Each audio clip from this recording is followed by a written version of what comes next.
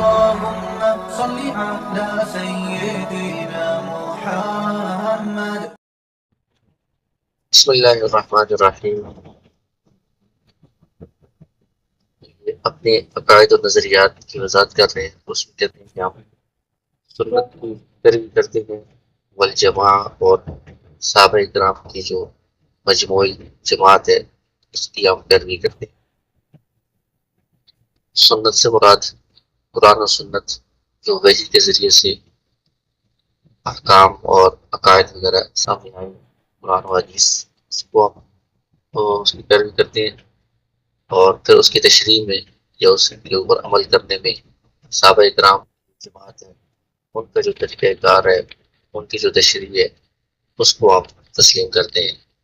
اور کچھ چیزیں ایسی ہیں کہ جو سنت میں واضح نہیں ہے، صحابہ کرام نے اس کی وضاحت کی ہے، یا سنت میں اس میں مختلف طریقے ہیں، صحابہ کرام نے اس میں سے جس طریقے کو اختیار کیا ہے، یا سنت میں اس کی ابھی تک ضرورت پیش نہیں آئی تھی، کسی وجہ سے اس کو بیان نہیں کیا گیا، صحابہ کرام کے زمانے میں، خلفاء راشدین کے زمانے میں اس کو امت کے سامنے بیان کیا گیا. تو ان چیزوں میں آپ صحابہ کرام کی جماعت کی پیروی کرتے ہیں.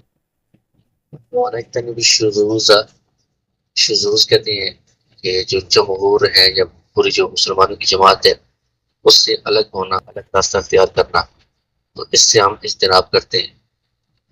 تو احادیث میں بھی اس کا تاکید کی گئی ہے کہ تم نے جماعت کی پیروی کرنی ہے، جو جمہور ہے ان کی پیروی کرنی ہے. من شذ فی النار، جو بندہ جمہور سے، جماعت سے الگ ہو جائے گا وہ جہنم میں پھینکا جائے گا. اس طرح کے مطلب مختلف حدیث میں الفاظ ہیں. اور اہل حق جو اہل سنت والجماعت ہیں وہ جمہور سنت اور صحابہ کرام کے اوپر ان کے نظریات پر چلنے والے ہیں. اسی کو سواد اعظم بھی کہا جاتا ہے. سواد اعظم بڑی جماعت ہے، سب سے بڑی جماعت ہے امت کے جمہور. اور ان سے جو ہٹ کر نظریات اختیار کرے الگ، اس کو شاذ کہتے ہیں کہ یہ لوگ شاذ ہیں، شذوذ ہیں. جیسے آپ نے قواعد میں پڑھا ہوگا، نحو میں، صرف میں ایک عام قاعدہ ہوتا ہے جو سب الفاظ سے متعلق ہوتا ہے، اس قاعدے سے ایک دو لفظ مستثنا ہوتے ہیں تو کہتے ہیں کہ یہ شاذ ہے. اس میں وہ فقہی مسائل مراد نہیں ہے. فقہی مسائل میں ایک جمہور کی رائے ہوتی ہے، اس سے کوئی بندہ جو مجتہد ہو وہ کسی دلیل کی بنیاد پر اختلاف کرے تو اس کو تو اختلاف کو تسلیم کیا جائے گا، ان کی رائے کا بھی احترام کیا جائے گا، وہ مراد نہیں ہے اس سے. اور کئی دفعہ ایسا ہوا ہے کہ مطلب زیادہ بڑی تعداد میں فقہا ائمہ کی ایک رائے ہے تو ایک بندے نے یا کم تعداد میں مجتہدین نے دلائل کی بنیاد پر ان سے الگ رائے اختیار کی ہے. مثلا ائمہ اربعہ میں سے 3 ائمہ ایک طرف ہیں اور ایک امام نے الگ راستہ اختیار کیا، تو اس طرح تو فقہ میں کئی مسائل میں ایسا ہوا ہے. اور وہ اختلاف مطلب اس میں شذوذ میں نہیں آئے گا اور وہ غلط بھی نہیں ہے، وہ دلیل کی بنیاد پر فقہی اختلاف ہے، وہ جائز ہے، مجتہد کے اختلاف ہے. یہاں پر مراد یہ کہ جو عقائد ہیں، اصول یا نظریات ہیں، ان میں جمہور کے جو عقائد و نظریات ہیں انہیں کی پیروی کریں گے ہم. ان سے الگ ہو کر بھی عقیدہ اختیار نہیں کریں گے، کوئی نظریہ اختیار نہیں کریں گے. عقائد میں کوئی بندہ جمہور سے ہٹ کر الگ راستہ اختیار کرے گا تو یہ شذوذ کہلائے گا، جو گمراہی کی طرف لے جانے والا راستہ ہے. والخلافہ، اور ہم اہل حق سے اختلاف کرنے کو بھی ناپسند سمجھتے ہیں. مراد وہ عقائد و رسول کے اندر اختلاف کرنا ہے. والفرقہ، اور تفرقہ بازی، مطلب عقائد کے حساب سے الگ الگ فرقے بنانا، گروہ بنانا، تقسیم کرنا، یہ بھی ٹھیک نہیں ہے، اس سے ہم اجتناب کرتے ہیں. وَنُحِبُّ أَهْلَ الْعَدْلِ وَالْأَمَانَةِ، اور جو اہل سنت والجماعت ہیں وہ انصاف والے لوگوں کو پسند کرتے ہیں، امانت دار لوگوں کو پسند کرتے ہیں. مطلب آپ انصاف والا جو طبقہ ہے، جمہور امانت دار طبقہ ہے، اس کو پسند کرتے ہیں، ان کا ہم ساتھ دیتے ہیں، ان میں اپنے آپ کو شمار کرتے ہیں. وَنُبْغِضُ أَهْلَ الْجَوْرِ وَالْخِيَانَةِ، اور جو لوگ ظلم کرنے والے ہیں یا خیانت کرنے والے ہیں ان سے ہم نفرت کرتے ہیں، ان سے ہم برات کا اظہار کرتے ہیں. اس سے مراد وہ امانت ہوتی ہے جو کسی چیز سے متعلق ہوتی ہے، کوئی چیز کسی کے پاس امانت رکھی ہوئی ہے، وہ بھی اس میں شامل ہے، لیکن زیادہ مراد وہ علمی امانت ہے، علم کی جو امانت کسی کے پاس ہو وہ اس کو صحیح طریقے سے استعمال کرے، آگے پہنچائے۔ بعض لوگ علم کے اندر خیانت کرتے ہیں، علمی خیانت مطلب حدیث کی غلط تشریح کرنا، اس کو غلط طرف لے کر جانا۔ طریقے کی جو ذمہ داریاں ہیں کسی کی، علماء کی ذمہ داری ہے، حکمران کی ذمہ داری ہے، یہ بھی امانت ہوتی ہے، اس کی جو پاسداری کریں، اپنی ذمہ داری کو ادا کریں۔ ہم ان کو اچھا سمجھتے ہیں جو لوگ ذمہ داری میں خیانت کرتے ہیں، تو ان کو ہم ان سے نفرت کرتے ہیں، ان سے برات پیغام کرتے ہیں۔ وَنَقُولُ اللَّهُ أَعْلَمُ فِيمَا اشْتَبَهَ عَلَيْنَا عِلْمُهُ۔ یہ پر وہی بات آ گئی ہے کہ قرآن کی کچھ ایسی باتیں ہیں جو ایک تو وہ ہوتی ہیں جو محکم ہوتی ہیں، بالکل واضح ہیں، اور کچھ ہوتی ہیں جو متشابہ ہوتی ہیں۔ قرآن میں ان کے بارے میں آیا ہے کہ منہ آیات محکمات و اخر متشابہات، کچھ آیات محکمات ہیں، واضح ہیں، ان کو تو سب کو ان کو تسلیم کرنا، ان کی وضاحت کو سمجھنا اور ان پر عمل پیرا ہونا، یہ تو سب مانتے ہیں، سب کے لیے ضروری ہے۔ جو متشابہات ہیں جن کو سمجھنا، ان کی گہرائی تک جانا، وہ ہماری عقل سے اوپر کی چیزیں ہیں، تو متشابہات کہا جاتا ہے، تو ان کے پیچھے ہم نہیں پڑتے، ان کے بارے میں ہم کیا کہتے ہیں اللہ عالم، اللہ ہی بہتر جانتے ہیں کہ اس سے کیا مراد ہے، جیسے حروف مقطعات ہیں، الف میم حامیم وغیرہ، تفتیش میں نہیں پڑتے ہم اس سے کیا مراد ہے، اللہ عالم، اللہ بہتر جانتے ہیں۔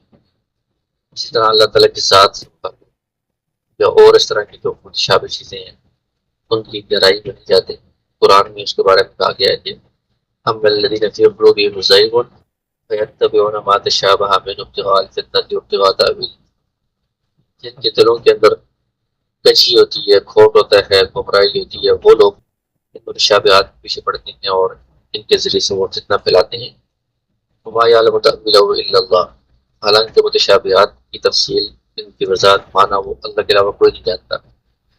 راسخون فی العلم یقولون آمنا بہ کل من عند ربنا، جو اہل علم ہوتے ہیں، جو صحیح لوگ ہوتے ہیں، وہ یہ کہتے ہیں کہ بس ہم اس پر ایمان لاتے ہیں کہ اللہ کی طرف سے جو کچھ بھی ہے وہ برا کے اس کی تفتیش میں نہیں پڑتے ہوئے۔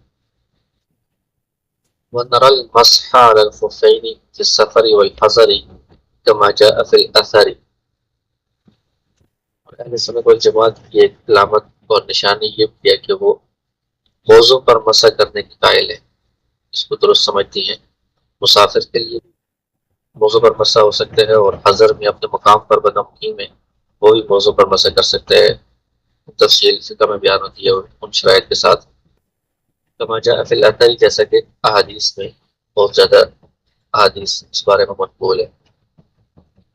یہ اس لیے کہا ہے کہ جو مختلف فرقے تھے گمراہ، ان میں سے کچھ تو موضوع پر مسح کے انکار کرتے تھے، پاؤں کو دھونا ہی ضروری ہے، اور روافظ ہیں اس لیے لوگ وہ موضوع پر مسح کرنے کے بجائے پاؤں پر مسح کرنے کے قائل ہے، مطلب موزے نہیں بھی ہے تب بھی وہ کہتے ہیں کہ پاؤں کو دھونا نہیں ہے، بس پاؤں پر آپ یہ ہاتھ پھیر کے مسح کر لیں، بس یہی وضو ہے۔ ان سے اپنے آپ کو ممتاز کرنے کے لیے انہوں نے یہ بتایا کہ ہم ان لوگوں میں سے نہیں ہیں جو پاؤں پر مسح کرتے ہیں ننگے پاؤں پر، یا ان لوگوں میں سے نہیں ہیں جو موضوع پر مسح کرنے کا انکار کرتے ہیں، موزے اتار کر پاؤں دھونے لازم سمجھتے ہیں، بلکہ ہم احادیث کے مطابق موضوع کے اوپر مسح کرنے کی قائل ہے کہ اگر موزے نہیں ہے تو پاؤں کو دھونا ہی پڑے گا، جیسے یہ قرآن کی آیت ہے۔ اس بارے میں امام ابو حنیفہ رحمہ اللہ کا قول منقول ہے، ان سے کسی نے پوچھا کہ اہل سنت والجماعت جو اہل حق کا مسلک ہے ان کی نشانیاں کیا ہیں، انہوں نے جواب دیا کہ نفضل الشیخین ونحب الخطنین، کہ ہم شیخین کو فضیلت دیتے ہیں، یعنی حضرت ابوبکر صدیق رضی اللہ عنہ، حضرت عمر فاروق رضی اللہ عنہ، ان کو شیخین کہا جاتا ہے، ان کو ہم پہلے درجے پر سمجھتے ہیں، تو پہلے دوسرے خلیفہ۔ ونحب الخطنین، اور دو حضرات جو باقی آپ صلی اللہ علیہ وسلم کے داماد ہیں، حضرت عثمان رضی اللہ عنہ اور حضرت علی رضی اللہ عنہ، ان سے بھی آپ محبت کرتے ہیں۔ وَنَرَى الْمَسْحَ عَلَى الْخُفَّيْنِ، اور ہم مسح علی الخفین، موضوع پر مسح کرنے کے قائل ہیں۔ یہ انہوں نے نشانیاں بتائی تھی کہ اس زمانے میں بھی جو روافظ تھے وہ موضوع پر مسح کا انکار کرتے تھے، اور وہ شیخین سے زیادہ حضرت علی رضی اللہ عنہ کو فضیلت دیتے تھے، ان کو پہلے نمبر پر سمجھتے تھے۔ آج کل بھی وہی مطلب اسی طرح سمجھتے ہیں، اور بعض ایسے ہیں کہ جو حضرت عثمان رضی اللہ عنہ سے نفرت کرتے ہیں، نعوذ باللہ۔ ان سب کی تردید کر دی ہے کہ آپ ان لوگوں میں سے نہیں ہیں۔ اہل سنت والجماعت کی نشانی یہ ہے کہ وہ حضرت ابوبکر عمر رضی اللہ عنہ کو سب سے صحابہ کرام میں زیادہ فضیلت دیتے ہیں، اور باقی حضرات سے محبت کرتے ہیں، جو اوپر تنقید نہیں کرتے، اور موضوع پر مسح کرنے کے ہم قائل۔ آگے والحج والجہاد فرضان ماضیان، حج اور جہاد یہ اسلام کے دو اہم رکن ہیں اور فریضے ہیں، یہ ماضیان چلتے رہیں گے، جاری رہیں گے، مع اولی الامر من المسلمین، مسلمانوں کے حکمرانوں کے ذریعے سے، برہم و فاجرہم، وہ حکمران ہر زمانے میں مختلف قسم کے ہوتے ہیں، کبھی نیک حکمران بھی ہوتے ہیں، کبھی فاجر حکمران بھی ہوتے ہیں، ظالم وغیرہ۔ وہ فاجر حکمران بھی اگر کافروں کے خلاف جہاد کریں تو ہم ان کی زیر قیادت کافروں کے خلاف جہاد کریں گے۔ یہ عمل کافروں کے خلاف جہاد والا قیامت تک چلتا رہے گا۔ حکومت کی سربرستی میں مطلب مسلمانوں کی بڑی جماعت ہے، مجبوری طور پر وہ جہاد کو جاری رکھے گی۔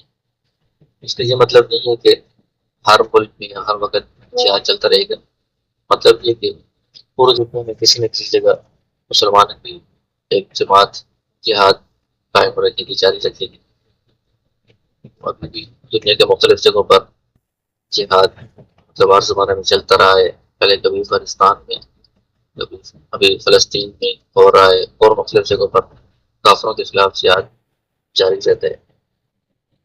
اسی طرح حج کا جو فریضہ ہے وہ بھی جو اسلامی خلافت ہوتی ہے، حکمران ہوتے ہیں، ان کی سرپرستی میں حج کے انتظامات ہوتے ہیں، حج جاری رہتا ہے، یہ بھی جاری رہے گا ہر سال۔ پہلے زمانے میں جو پوری دنیا میں مسلمانوں کی حکومت ایک ہی ہوتی تھی، جیسے خلافت راشدہ میں مطلب خلفاء راشدین جاتے تھے، وہ حج کی ساری ترتیب بناتے تھے، امامت کرواتے تھے۔ خلافت امیہ، خلافت بنو عباس، خلافت عثمانیہ، خلیفہ ہوتا تھا وہ سارا مکہ مکرمہ میں جا کر حج کا امامت بھی کرواتا تھا، نمازوں کی خطبہ وغیرہ اور سارے انتظامات۔ ابھی وہاں مطلب ملک الگ الگ ہو گئے ہیں، وہاں سعودیت کی حکومت ہے، سعودی حکومت کی طرف سے حج کا سارا انتظام وغیرہ ہوتا ہے، وہاں آئمہ خطبہ دینے والے بھی ان کی حکومت کی طرف سے مقرر ہوتے ہیں۔ یہ قیامت تک جاری رہیں گے، حج والا کام بھی اور جہاد بھی۔ لا یبطلهما شیء ولا ينقضهما، کوئی چیز ان کو باطل نہیں کر سکتی، منسوخ نہیں کر سکتی، اور نہ ان کو ختم کر سکتی ہے۔ مطلب کبھی قیامت تک بھی ایسا زمانہ نہیں آ سکتا کہ جس میں کوئی ایک جہاد منسوخ ہو گیا، ایسا نہیں ہوتا، جہاد جاری رہے گا ہمیشہ قیامت تک۔ یہ کوئی زمانہ ایسا نہیں آئے گا کہ لوگ کہیں کہ بس اب حج فرضیت منسوخ ہوگی یا ختم ہوگی، یہ حج نہیں ہوگا، یہ ایسا غلط ہے۔ حج بھی قیامت تک یہ مالدار لوگوں پر، صاحب استاد لوگوں پر فرض رہے گا، فریضہ ادا ہوتا رہے گا۔ وَنُؤْمِنُ بِالْكِرَامِ الْكَاتِبِينَ، اور کرامت کاتبین جو فرشتے ہیں لکھنے والے، ان کے اوپر بھی آپ مان رکھتے ہیں، یقین رکھتے ہیں۔ اللہ قد جعلهم علینا حافظین، اللہ تعالیٰ نے ان کو ہمارے اوپر نگران مقرر کی ہے، وہ نیک اعمال برے اعمال دونوں لکھ رہی ہیں۔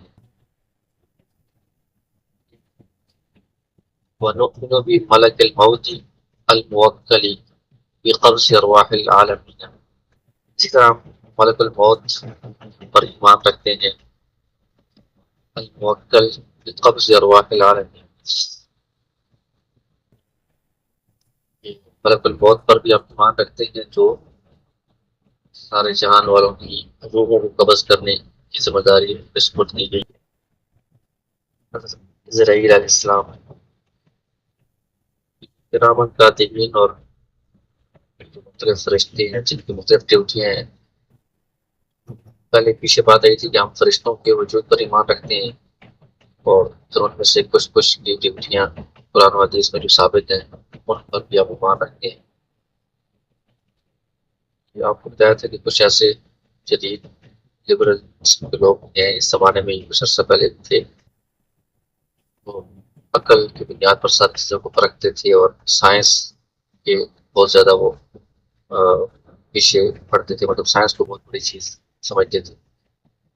انہوں نے فرشتوں کا بھی انکار کر دیا کہ فرشتے بھی نہیں ہیں، سائنس اس چیز کو ثابت نہیں کر سکتی، نہیں مان سکتی کہ مخلوق کو ہمیں نظر ہی نہ آئے، ہمارے کندھوں پر ہیں، مطلب دکھ رہی ہے، ہمیں پتہ ہی چل رہا، نظر ہی نہ محسوس نہیں ہو رہا۔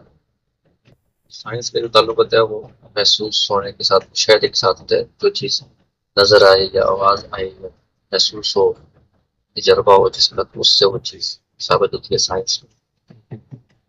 وہ سائنس کے پیچھے بہت پڑھتے ہیں تو وہ ان چیزوں کو پھر معجزات کا بھی انکار کر دیتے ہیں معراج میں، سائنس کے مطابق نہیں ہو سکتی وہ چیز۔ اس لیے ان چیزوں کو عقائد کے اندر یاد کیا جاتا ہے کہ آپ سائنس کے تابع نہیں ہیں، آپ تو اللہ تعالیٰ کی قدرت پر ذکر کرتے ہیں کہ جو چیزیں ہمیں نظر نہیں بھی آتی، سمجھ نہیں بھی آتی، تب بھی ایمان بالغیب، اللہ کی طرف سے جو چیزیں ہیں وہ بن دیکھے ہم ان پر ایمان رکھیں گے،